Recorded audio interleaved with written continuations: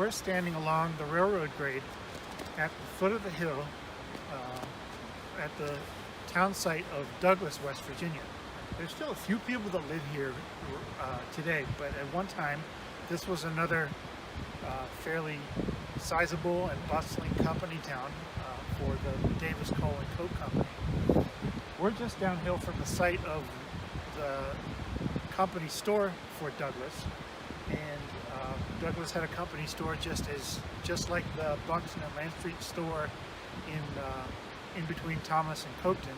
That's now the art gallery. It was much smaller here, and in fact some of the local residents of Douglas that we talked to in preparing these exhibits said that they would occasionally go to the bigger Buxton and Land Street store by Thomas just for the better merchandise selection, and they might walk the road, they might walk the railroad, they might drive, or they might take the train, but there was some fluidity between the two towns.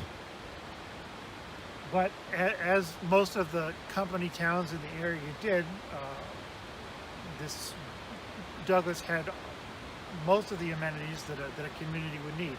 The store functioned as a department store, carrying food, clothing, hardware, most of the items that you need to live your life day to day, week to week, month to month. Most of that merchandise came in by train, and the path just behind the sign here, at the top of the path is a platform that was part of the company store, and there was actually a siding where merchandise could be unloaded for the store. But there was also a barber shop in town, post office, which was within the company store. We had churches, we had schools here, and just about everything you can imagine. And as the picture showed, when Douglas was a brand new town, you can see there's houses everywhere. Most of those houses are gone today, but those were company houses that were rented out to the employees of Davis Coal and Coke Company who worked in the mines.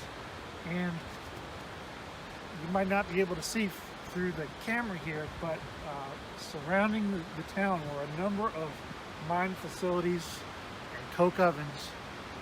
Because coal was prolific in the hills that surround us. We're in a little bowl of a valley here, just at the top of the canyon of the Blackwater. And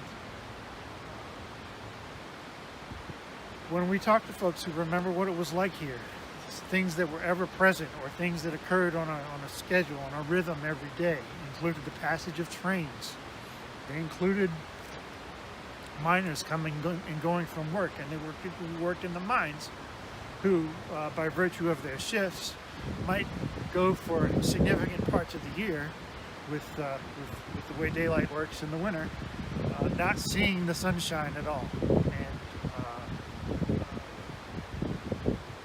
we know that one of those daily markers of the passage of time was when people living in town could look up on the hillside and see a procession of lights making their way along the hills. Those were the miners, the lights on their helmets as they made their way to and from work.